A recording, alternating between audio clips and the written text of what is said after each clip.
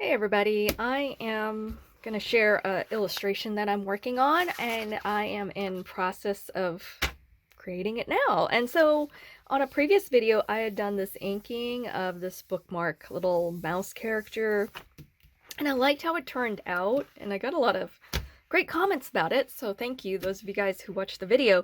So, I decided I would love to do a full-on illustration of it. But yeah, this was originally for the bookmark project, and those of you who are interested, I think they're still taking art.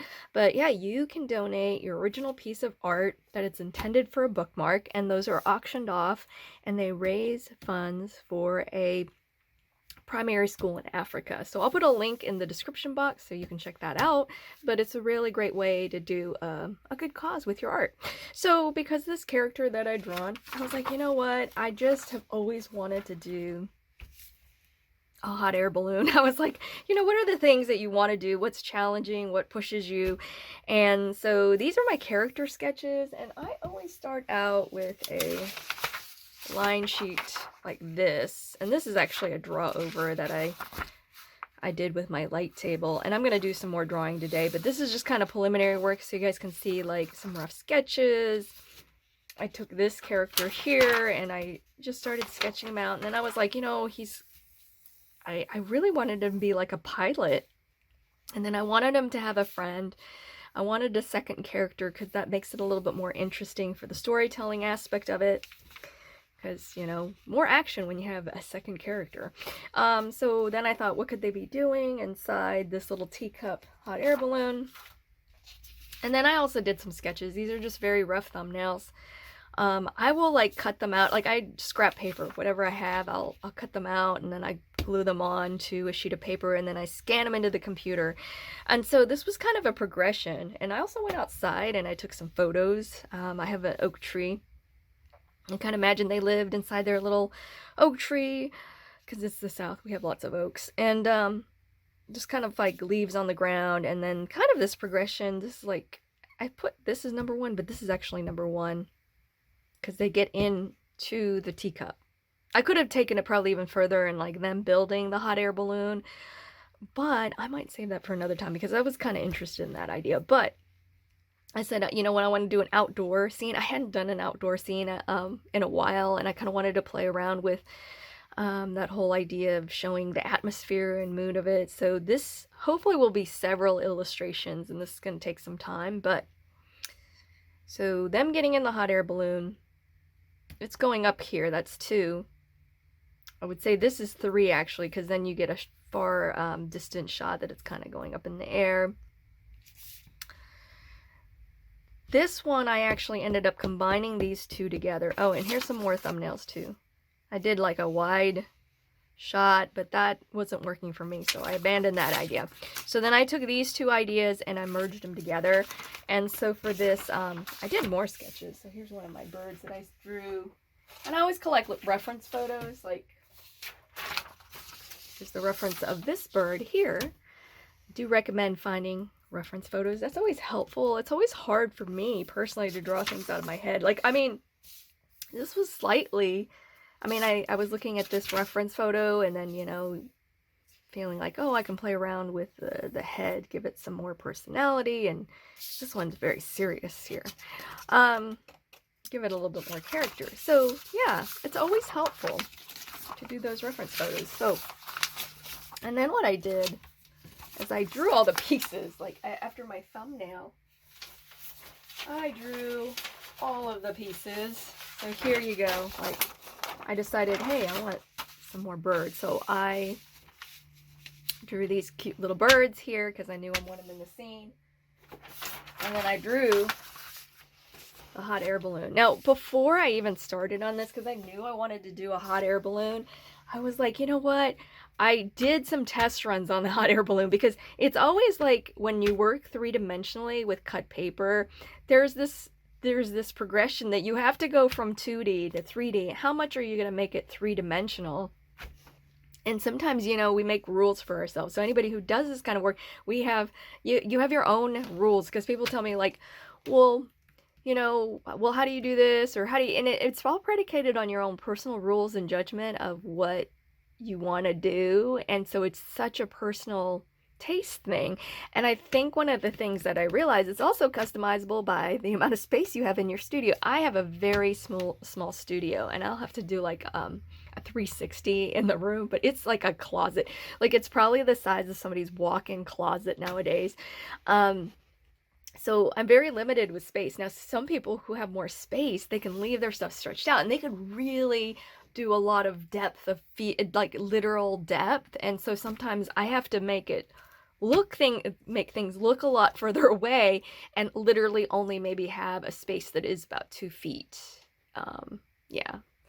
So it just depends on your limitations that you have. And so I kind of made things up, or from when I talk to other people who do this kind of like cut paper art, you go like, well, what did you find that works? And everybody's kind of different. So anyway, so I took all my pieces, scanned them onto my flatbed scanner, and then I made this very large scale drawing. So I hopefully can show you this. So I'm just gonna like start from the top here. So I take the pieces and then I Photoshop them all together. So this is a very large sheet of paper. This is 11 inches. 11 inches is 22-ish by longer than 22. See, I'm terrible at math, but anyways, so 24-ish. And you know, this is the great thing because I test made things. Like it's really weird. Like when I notice when you start working like this and you work 3-dimensionally, I think we all find a personal sense of scale that works for us. I think it's different based on how big your hands are. I really think that, you know, what we're used to handling physically. And I found that, so I made the teacup and I was able to use this as a reference for scale. So my apologies.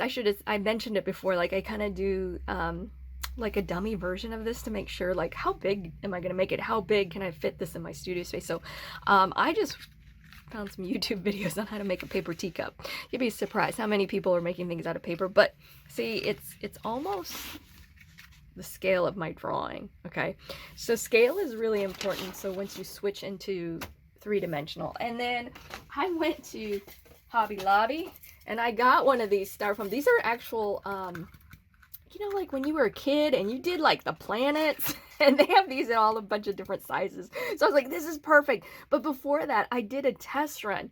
Like I thought maybe I could make something out of paper mache. So I did try it. Man, I did not like it. I think this is one of those things, if you do this kind of a technique like this, you kind of have to like experimenting. You have to kind of like be willing to make mistakes. So here's this is a crazy one that I made earlier. Okay, so this is how like MacGyvered this is, or you know. So this is the inside, because I was like, oh, I could do this for the hot air balloon. But you know what? It really bothered me, the textures. Even though I was going to cover this with fabric, I'm pretty sure I'm going to cover the top of the balloon with fabric and I'm going to sew or hot glue it together. But I just really felt like these bumps were really disturbing me. Like I worried that they were going to show up through the fabric. You know, I know they're going to show up because this is like, it's pretty durable. Anyways, so, and then I had to figure out how am I going to get this to hold to the basket? Oh, and I tested out baskets. You know, I was like, so I hand wove it, used some paper, you know, painted it, and I didn't really care for that. I was like, yeah, it's not aesthetic that I like. And I really thought the teacup thing really emphasizes this idea of they're small little mice. And yeah, I like that. And plus I wanted to do some more patterning on the teacup. I thought that would be a lot of fun. So yeah, these little characters will be 2D. The birds are going to be 2D, but these wings are going to be separate pieces. And I'm really excited about this because I really, you know, I think I want to push it, and like these feathers are going to be individually made and then painted and then pieced together, because I think that will really push the sense of depth. And I'm going to have to use a lot of color so that, because these are so big, I haven't gotten to my comprehensives, but once I get to those, the color is hopefully going to, because this is very large compared to this, so I'm going to have to use color and my values to make you really go like, this is the focal point, because I think this interaction could, but also I try to use their stare, you know, like they're looking at them, so you kind of automatically, even if you're like, end up like, oh, I see the birds, but what are they looking at? So then you draw into the subject matter. But I also want to push that with color, so it'll probably be very cool, and then this will be a warm color, so that'll bring your eye also, so additionally. Anyways, so that's where I'm thinking about as I'm doing this. But the next thing I'm going to do some drawing, because I just felt like doing some drawing. And even though I've drawn these characters before, I want to draw them again, because I just had so much fun drawing them. I love to draw. If you are somebody who loves illustration, preferably you like to draw a lot, and so and I love to paint too. I enjoy that as well. But with that said, I'm gonna do some drawing, and then I will have a voiceover talk with the video. So I have to get my sheet of paper, and this is what happens if you have a small studio. You're constantly losing things.